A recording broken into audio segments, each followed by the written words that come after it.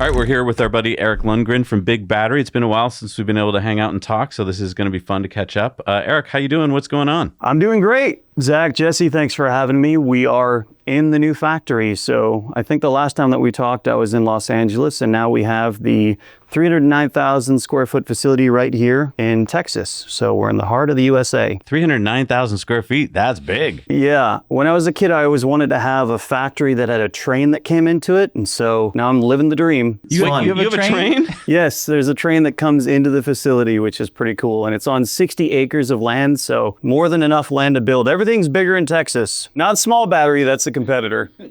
Big battery.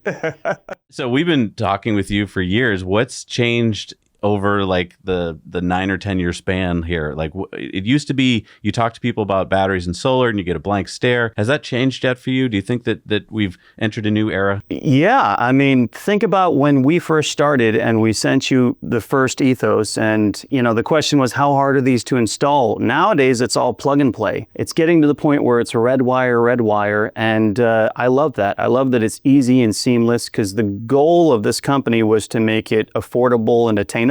And I don't want it to be where only experts are allowed to plug these things in, right? So I think we're getting there. I think that consumers are getting educated and understanding how easy it is to get newer lithium solutions instead of these antiquated lead acid solutions for a better user experience. Just a more efficient and just a better power solution. I've seen a lot of YouTubers in the past few weeks who've been talking about, hey, I've been able to replace my Honda generator with this. And then they'll show a big, 5 kilowatt hour battery. And I think that has almost been the easy introduction to people, because it's consumer grade and it's kind of like, I don't need to know how to do anything to make this work. All the plugs look normal to me. I plug this part into the wall, and then, hey, there's the wall plug right on the big rectangle that I have. So, how fun. And then I think they go, wait, but it doesn't make all that sound that the other one does, and I don't have to go get gas for it. And I think that, for a lot of people, is like the entry level, because they can plug solar panels into it, they can bring it to grandma's house, they can do all those things with it, and then they go, wait, can I go bigger? Yeah, it gets addictive. The second that you actually make one lithium system, you start realizing how many other things use lithium. All right, so Eric, I want to talk to you about resilience. One of the biggest pushbacks I get against EVs and solar and wind is they tell me, people who don't know anything, tell me that they've heard that we can't do all this stuff with solar and stuff because the grid can't take the number of EVs. They can't take solar because solar is only good for a certain number of hours. And I want you to tell me, is this true? I mean, I thought this creates resilience to have solar on my roof and batteries in my house. It does. Who's right? It does. Well, it's grid stability, right? I mean, the goal here is if we just rely on power plants and then we need to transfer that power long distances, there's a lot of power loss and then there's inefficiencies. We just had a storm come through Texas, and sure enough, I lost power at my house. Now, I just bought this house here in Texas, but it was just so ironic when I run a battery company. So the next day I said, just put 2 ethos on my house and I'll never lose power again. But it's also the creation of that power, right? I mean, the fact that now my power bills go down. I drive a Tesla, as do you two, I'm sure. So now I'm not paying for fuel. I'm not paying for electricity. And I get to live a life of abundance because I built a more efficient system where I have energy independence. And there's nothing more American than energy independence. It's true freedom. Freedom power. There's freedom panels.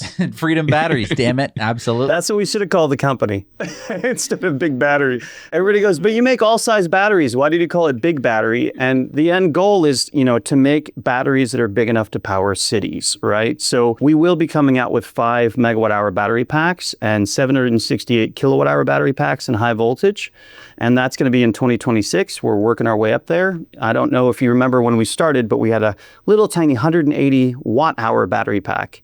And now we're doing these 100 kilowatt hour battery packs that are all, stackable like Legos and can power basically C&I. So think like apartment complexes or hotels. And then eventually you get to the point where you just stack those together in a larger container and you make it liquid cooled, and you have yourself a battery pack that can power the city of Denver. Not one, but many. There's a lot of those contracts that are coming up now where everybody's realizing that it's scalable, that it's efficient, and that it's the best solution that we have today. We want to live in a world where we're not just reliant on the formats of energy that we have. There's no one cure, right? There's no one solution, but batteries is in all of the solutions. When I open up a wind turbine, there's lithium batteries inside.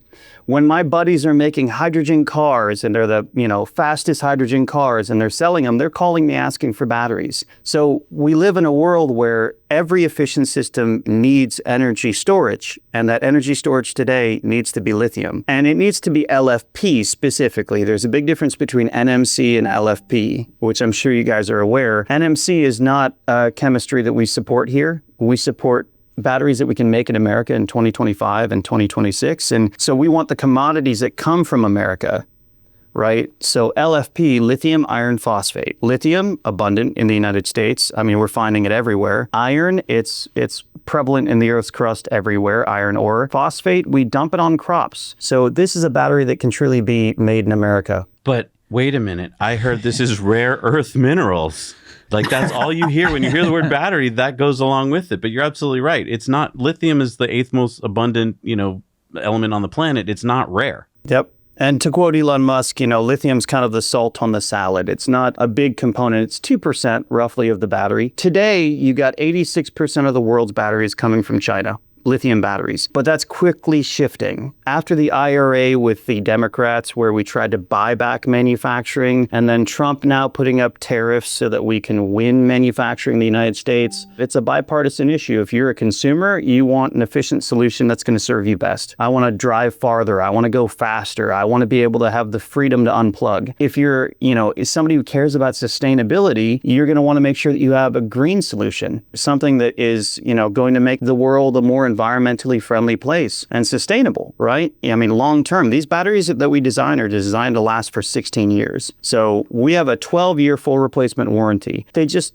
don't require any maintenance, and they have 8,000 cycles. So do the math, divide that by 365. If you use the battery every single day, from 100% to zero, that's going to be a 21.5-year life cycle on that battery for an 8,000 cycle battery. So well, speaking of that, we have an articulated lift, and it has lead acid batteries that power it. And I didn't really think much about it for the first few years, but now 3 years later, I have to think about it because, hey, why isn't it working? Oh, the batteries are dead. The battery indicator isn't going up when I leave it plugged in. And, in my brain, I was like, lead acid batteries are cheap. We'll just go get those. When I priced it, it's like $1,000. I'm like, hang on, what? These are the dirt stupidest batteries. So then Jesse and I are like, well, wait a minute.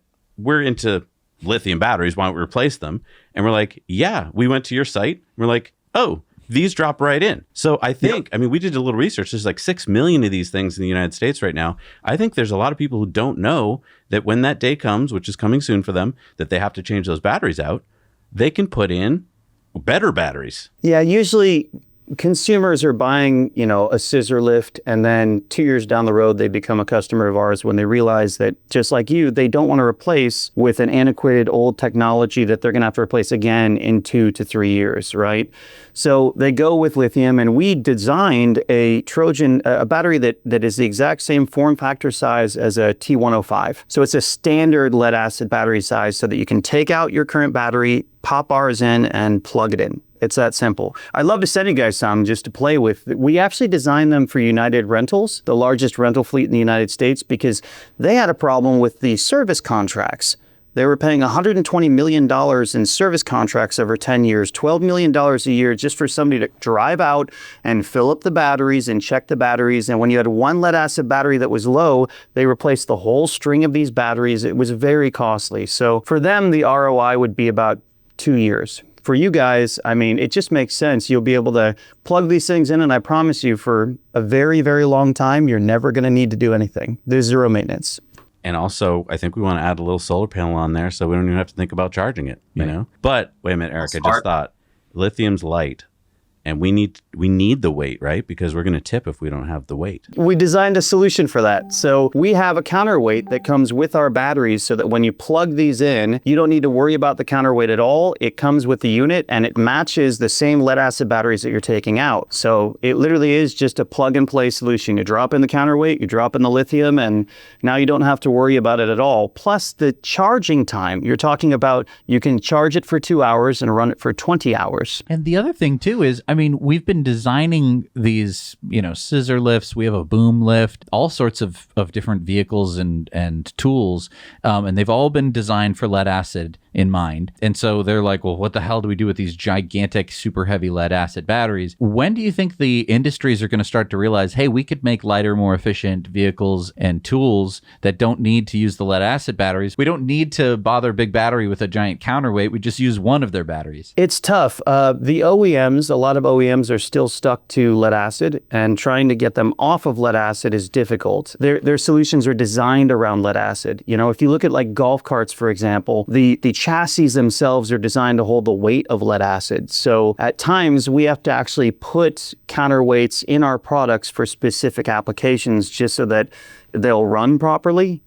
Another big problem that we run into is when you start calibrating the controllers, lithium is an entirely different spectrum for charge and discharge cycles. So not to get too complicated, but you can't just pop any lithium battery in your golf cart. You have to make sure that the BMS, the battery management system on the battery, is calibrated for the golf cart. So we had to program all of our BMSs to make sure that they're going to operate in your golf cart and that the display is going to read correctly. Before that, what would happen is you'd be driving at 25 miles an hour, and then the brakes will just lock up on you because the discharge curve is different from lead acid to lithium.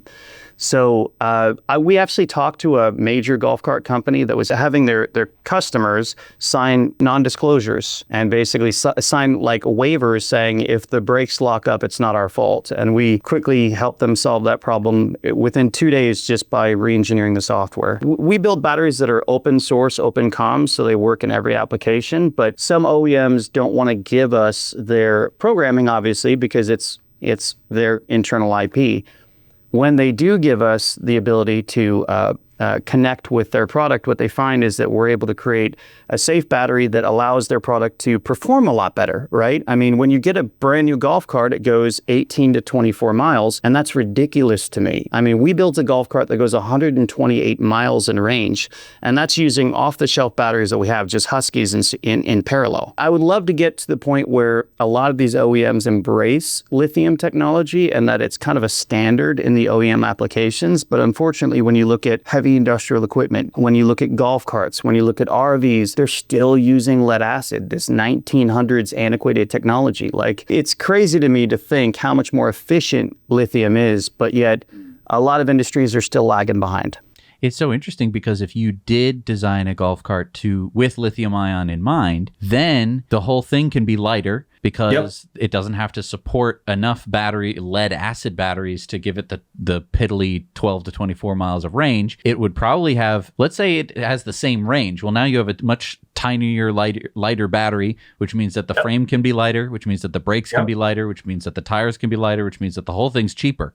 And you'd have the exact same advantages. Another question I have is, why don't golf carts come with solar panels built in on the roof? That is a great question. There's some aftermarket companies that are making these, solar roofs for golf carts. One company that we started working with is Red Hawk, and they're actively pursuing that, getting solar panels with our batteries so that way it's a whole kit. So we've actually gotten to the realm of, we're now doing these PVC panels that are very cheap because you can get a 30% tax deduction just by putting a little solar panel with your battery. You get 30% tax deduction on the battery as well. So there's a lot of incentives out there for every industry, just to provide a more efficient power solution, right? So I think it's coming. Recently, there's Solarola, I think, was going to work with you on a project where it's a solar-powered pontoon. They are beating our butts right now on that. Way ahead. Yeah, I think they're going to win. Sorry to bring it up.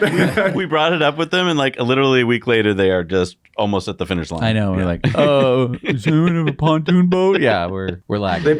They rock. They popped 4 of our Raptors on there, 72-volt Raptors. I don't know if I'm allowed to tell you guys this, but it's fast. And it's crazy to think that now we can live in a world where, you go down to your boat and you never need to worry about fuel again. You just hop in your boat. You use it all day.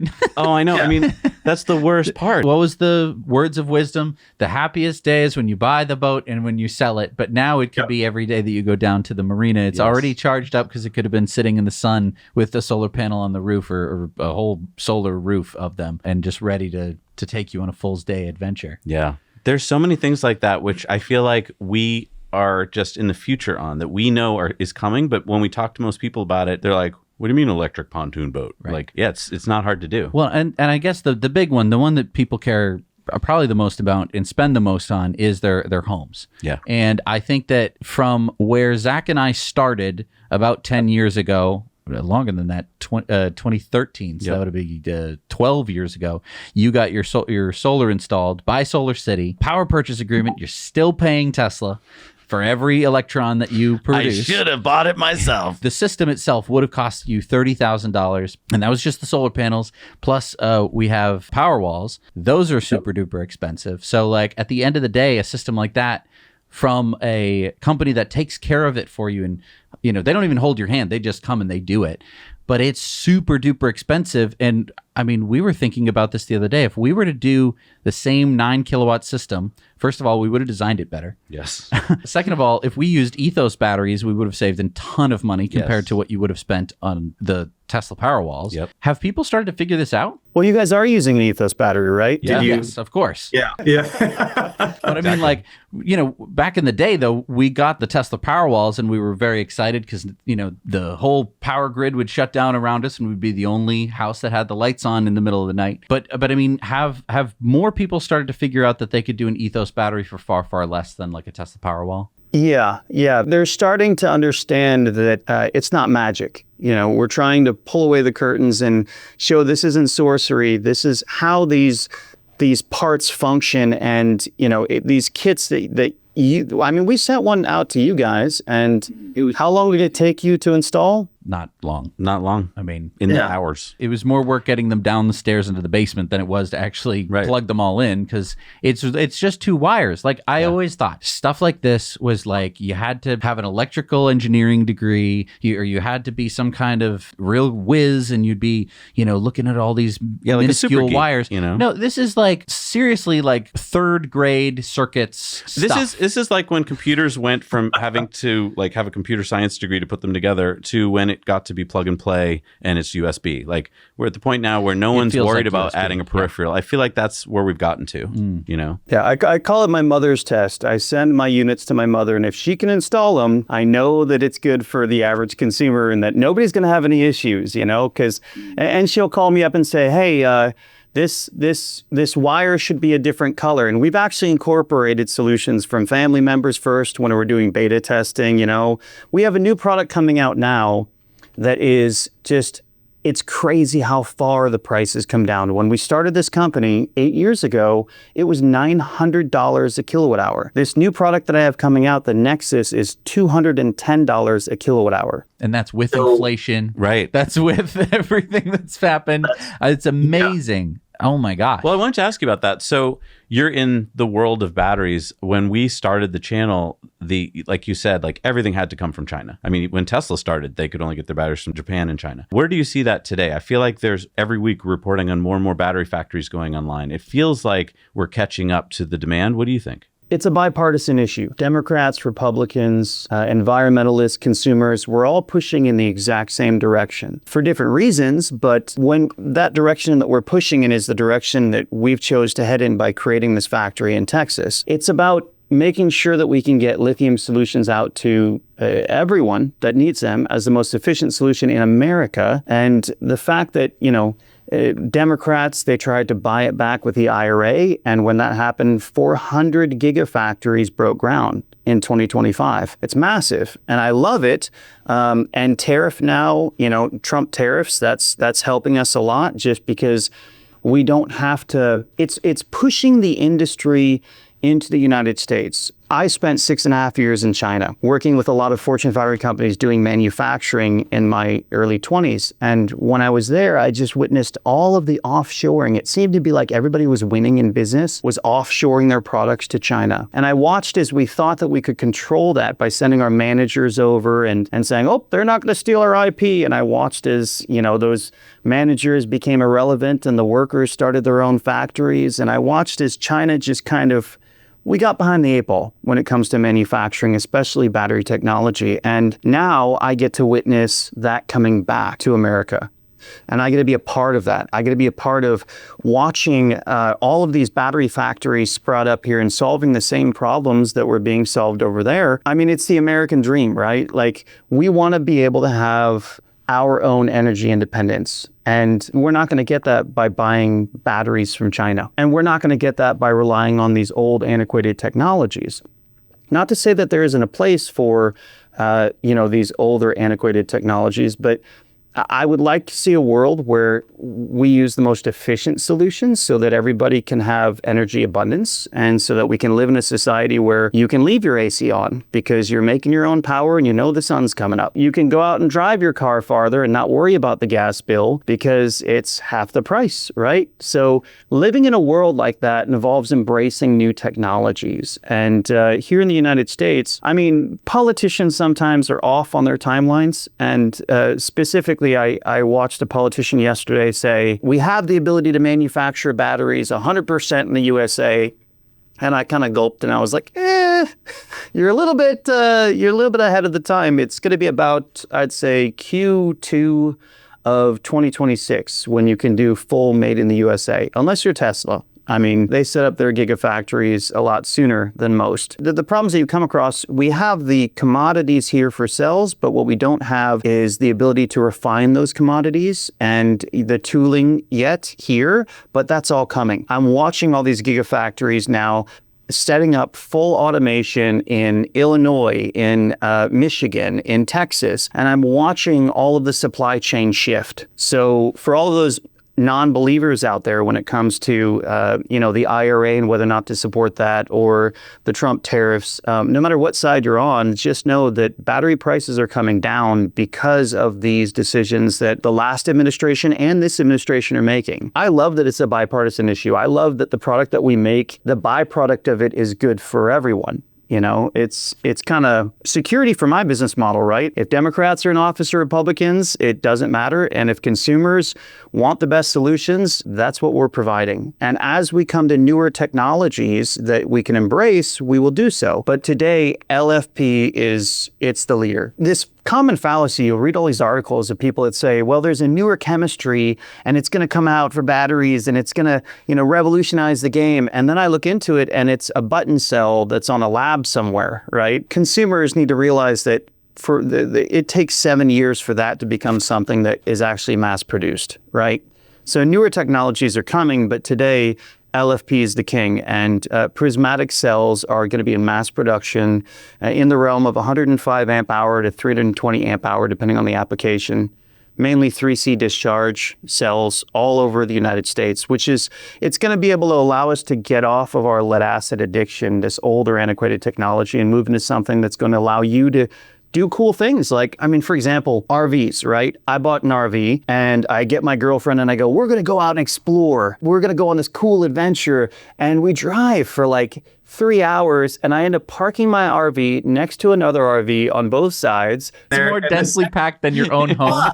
Yeah, I love how that's camping. You're like, wait a minute, I thought we were getting out into the unknown and this feels like I'm in the middle of a city. Yeah, we just created another suburb. It's what I like to see is boondocking, where you can just go out into the middle of nowhere, find this place that nobody else is at, and then just turn on all of your power devices. So we put in my Razors and my Mustangs in my RV, and now we can go out for a week. And I don't need to have access to any power supply. I don't need to shore plug in, none of that. And it's a whole different experience.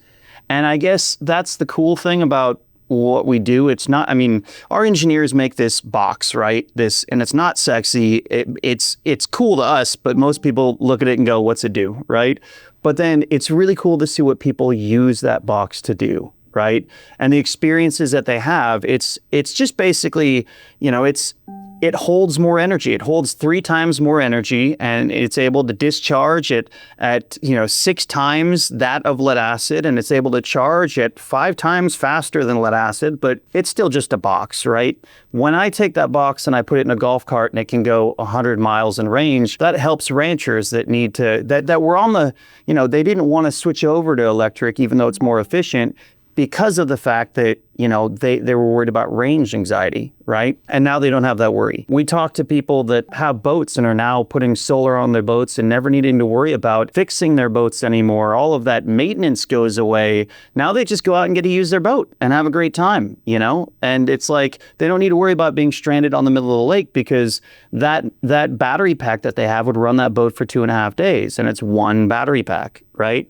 So I just love seeing the different use cases, and some of them surprise me. Beginning of the Ukraine war, somebody in America bought our batteries and shipped them over to Ukraine. And then we started getting these letters and photos of people, like it was an operating table, I can send them to you, and they were using our batteries as backup power. And I got this letter from a doctor that said, "Thank you so much for donating your batteries.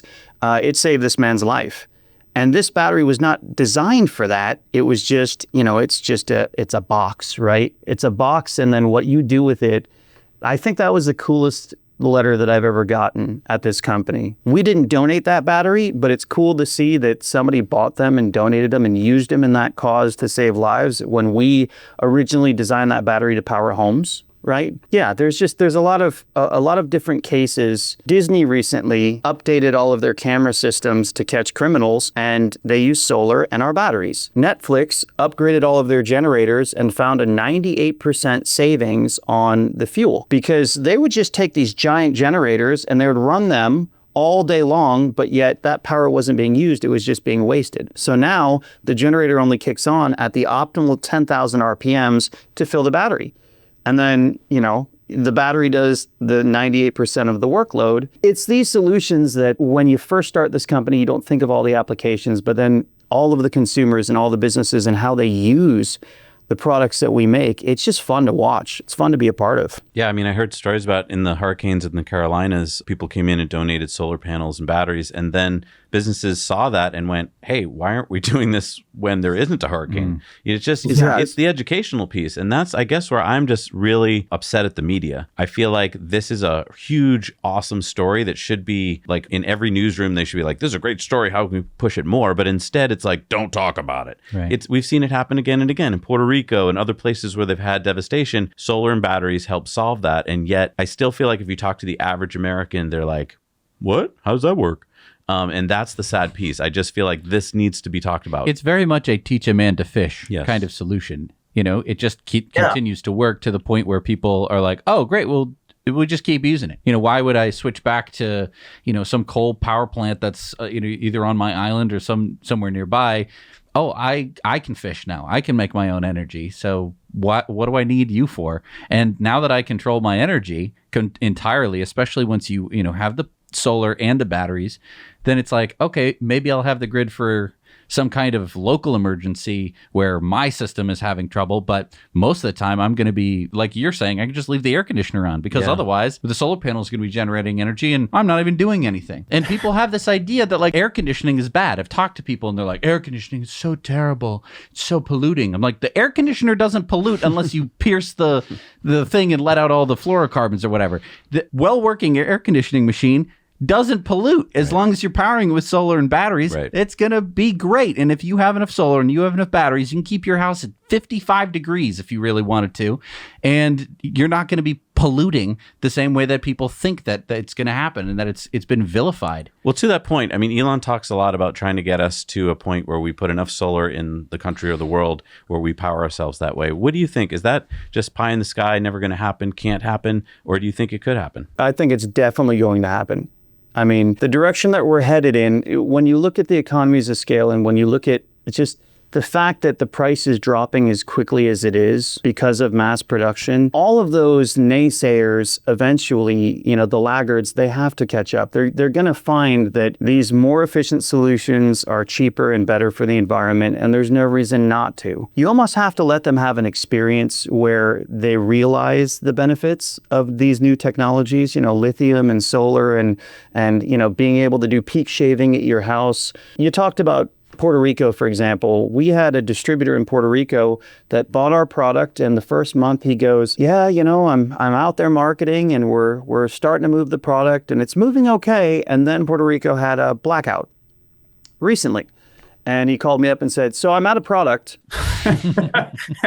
And he goes, how quickly can you get more here? A lot of consumers don't think about it until it's too late, but that's a benefit of this system, right? It's a byproduct, this whole power redundancy where you never lose power. In fact, with our new inverters and our new battery systems, they flip over in a fraction of a millisecond.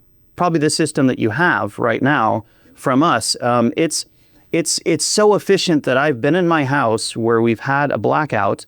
Some trees fell on some power lines in Woodland Hills. I didn't know that there was a blackout. The only reason why I knew is because my neighbors knocked on my door and said, hey, can we charge our phones? You know?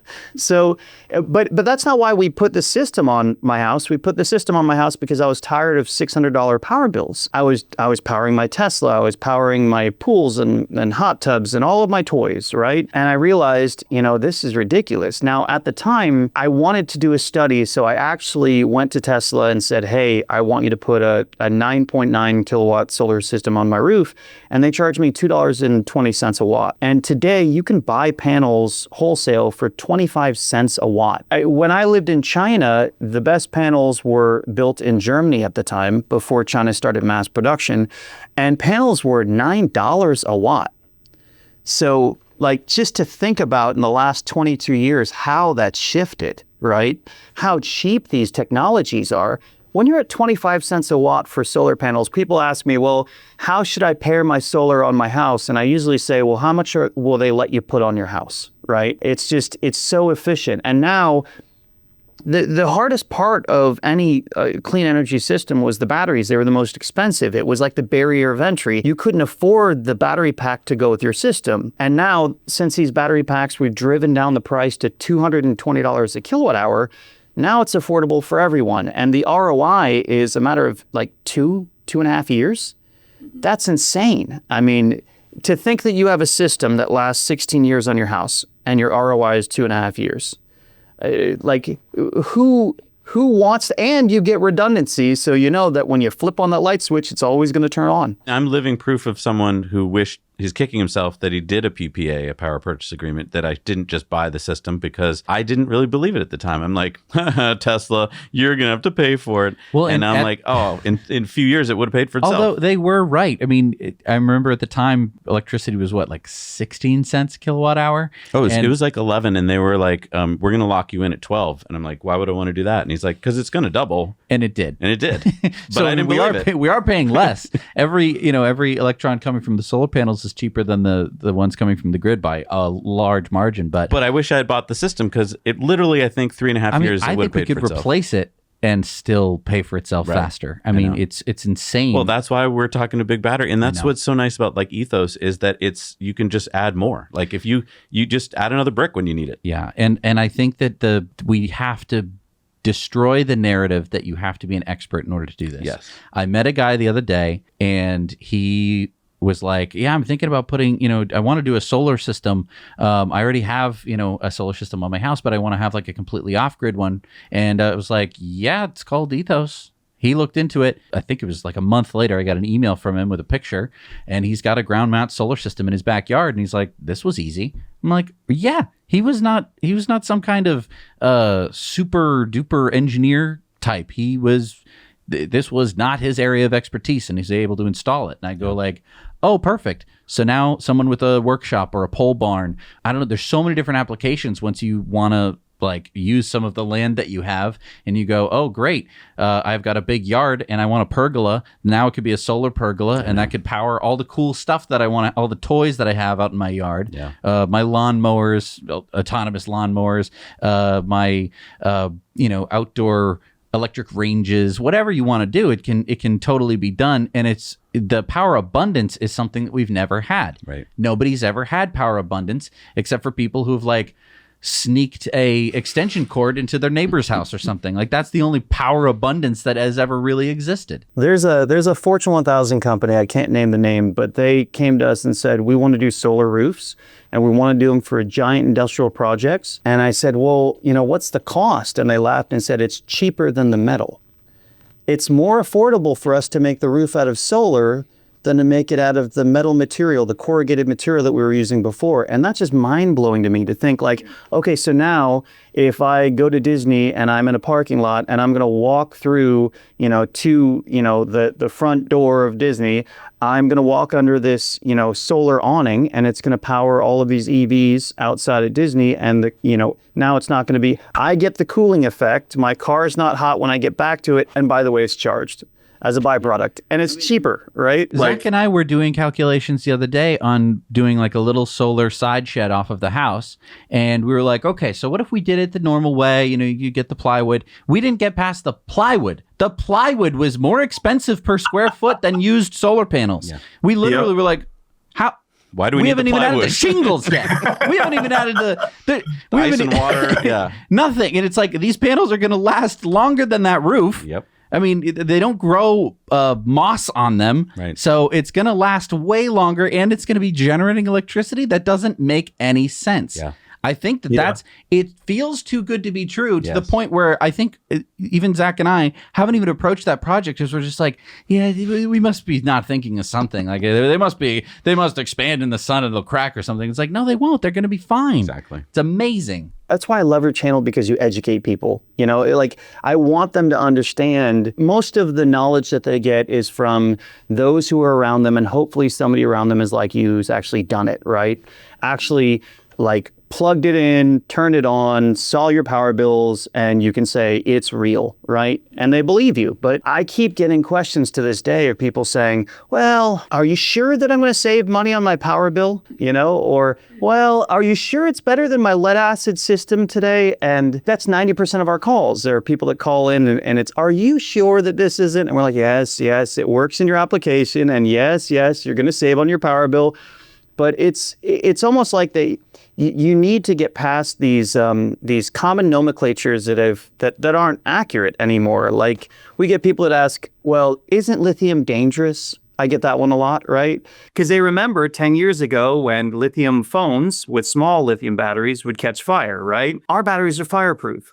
I make a battery that you can puncture in a live circuit and there's no thermal runaway possible whatsoever. That's our blade cell technology, right? So for all of these different batteries that we make batteries that, can go underwater, batteries that can be dropped from a DC-9 and survive a 3G impact if parachutes don't open, batteries that are supposed to be vibrated so vigorously that we have to test them by using giant paint shaker machines and leaving them on for a month. It's crazy, but out of all these cool batteries that we make, we can take all that technology, and eventually the most profitable and successful thing that we've ever done is take all that technology and make it just plug and play. Make it cheap and plug and play so that people can actually utilize it. Because today, if you believe that only experts could do this, then you're going to pay $2.20 a kilowatt hour for solar. I mean, obviously not you guys, but people that don't watch your channel. So I'm glad that you exist because you're much needed in our industry. We need to get the word out on the truth about what these things can do,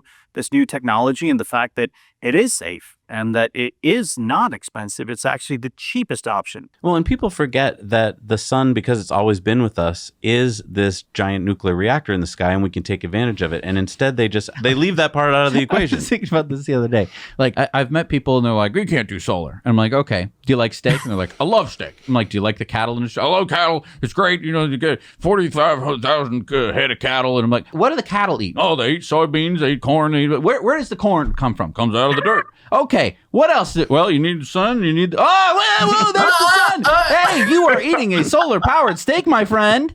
This is not nuclear-powered steak. Right. This is not fusion. This is not coal. This was solar-powered. Everything that you like about horses and about farming, that's all solar power. Luckily, humans figured out solar power in the only way that we could. We'll cut down all the trees and we'll plant a whole bunch of things and then we'll eat that stuff and we'll be happy every day. Yep. Oh, that was the first solar revolution when we figured out that that's what we could do. Now we're on to the next one where I go, hey, this energy is way more useful than a steak. I can't feed a steak to a computer and have it think for me. Yeah. I can't I can't feed Grok a steak. Or a salad either. You're totally right. What's the alternative, right? Like coal, is that the alternative? Or wear a sweater. Like, why is it between these two? Why is it between we just got to drill, baby, drill, or put on a sweater and ride your bike to work? No, I'm driving my damn Cybertruck to work. Damn it, it's not even efficient. Compared to my Model 3, it uses twice as much energy, just like a pickup truck would to any other sedan. But I get it all from the sun. It doesn't matter. You were talking about like having a hot tub and your air conditioner running all the time, and everybody goes, it's so bad. You're so bad. Not really. Not if you've contained it all. Not if you're a Type 1 household. There you go. Kardashev Type 1. That's what we should all strive to be. Type 1 Kardashev households. I know, right. Well, I'm an American, right? I consume. And I love consumption, but I want to consume in an environmentally sustainable way, right? So, like, if you come to my house, it's always really cold, right? My girlfriend loves to turn that temperature down. And when I was a kid, my dad would always slap my hand and be like, do you know how much that power costs? You know, and he'd turn it back up. And for me, like I want to live a life where I can consume, but I'm also creating. It's a self-perpetual. I'm creating the power. I'm consuming the power. I want my power bill to be zero, and I want my house to be cold. And I want my hot tub to be hot, and I want my Tesla to go 130 miles an hour on autopilot. I want everything. And why should we have to sacrifice one or the other or think that we need to live a life where, you know, we're going to basically like tone down everything and, like you said, wear a sweater and drive a bike to work? No. Have you seen the weather here in Texas? Can't wear a sweater or ride a bike. It's interesting, the inputs into this. And you talked about them earlier. It's lithium, which is highly abundant, iron, which is highly abundant, and phosphate, which we, as you say, we throw on plants. It's these elements that can go into something. But the argument is antiquated because but isn't it child labor to get the cobalt? And it's like you're saying we don't need the cobalt. We don't need the nickel. We don't need it. Yeah, the cobalt, when NMC was the prominent technology, I was, preaching everybody that it's going to be LFP, only because of all of the negative impacts of NMC. And you could talk about the warlords in the DR that were profiting from it, right? But personally, we've never done NMC. We stay away from NMC. But the reason why we stay away is different. It was expensive. So consumers wouldn't want to adopt it. It was dangerous because when cobalt burns, you can't put it out. So now, we have, with LFP, we have fireproof, vibration-proof, waterproof batteries that are cheap, abundant, and can be made in America. That's what you need, right? So once you have that, it's like all of the naysayers, they start losing their arguments. It's hard to build an efficient system and then have somebody say, oh, no, I want to keep using my antiquated old technology, right? I mean, especially when they see the benefits of it, whether it be your power bill or whether it be how, the range of your car or how fast your boat goes or, all of these different applications that we see them used in. The sun's going to come up tomorrow. I promise you. And the day after that, and the day after that. But I don't promise you that the power company is going to be able to dish out your power that you're currently using today, and that without the sun, your lights are going to turn on in the future as we stack up this grid. I've talked to government agencies that their number one goal is trying to figure out how to strengthen the grid because we have a very old 1950s grid system in the United States that we're trying to figure out how to make more efficient as we plug in all of our EVs. But I also talk to the experts on the other side that are building EVs that allow you to power your homes. And there are certain parts of those, one particular car manufacturer that's building them here in our facility. So I'm telling you, they're coming out. The future is you have a battery pack on your home, about a 13 kilowatt hour battery pack. Then you have your 100 kilowatt hour car and you go to work and your wife uses the battery pack on your home. And when you come home and you plug in, you now have a 113 kilowatt hour battery pack that you can utilize in your home. That's where the industry's headed. What I love is that, the economies of scale and just the fact that the price is dropping so quickly makes it where the naysayers, there's no more arguments, right? Like all of a sudden, solar is cheapest format of energy generation in the world. When you talk to anybody and you say, wait, what power source do you want to use? And they say nuclear. And I said, well, okay, but then you have peaks. So are we going to put nuclear way up here? Let's cost average that out and see where that's going to put society. What's that going to cost? So what really happens is we start burning coal or natural gas. And what we should be doing is solar, batteries, and nuclear. And that's where the world's headed. It's not all solar, but I'm a strong believer that the more efficient solutions that happen to be better for the environment are going to become the solutions that's what everybody's going to use, right? we're gonna get smart. People are gonna start learning what you know and making smart decisions on what they're gonna put on their next house, and they're gonna stop paying that power bill. Eric, so great to talk to you. If people want to go check out Big Battery, where should they go? BigBattery.com. We make batteries for everything on wheels, everything on water, everything that connects to a home, but no planes yet. If they have questions, where can they reach out to you and your team? Well, when you call on BigBattery.com, when you call the number, if you call technical support, we have certification levels where you're talking to an engineer in the United States that can help you with any system that you want to build. And That's so invaluable. I can attest to that because when we were hooking up our system, We had a crazy question and we called your guys and they answered it. yeah. Yeah. I'm glad to hear that because that's what I'm hoping occurs. It's usually first or second phone call rings, pick up, and you talk to somebody. I love listening in sometimes. The customer service team, we got 18 here in Texas and 5 in LA. But when I listen in, they go, "Hey, where are you located?" And they're used to hearing like Philippines, but they're like Dallas, Texas. That's great. Well, thank you so much, Eric. We really appreciate it. Keep up the good work. And We'll let you know how it goes with our project that's going to use a big battery in it. yeah. I love your guys' channel. We're here to support you. So thank you so much for doing what you do. Awesome. Thank you. Bye, guys.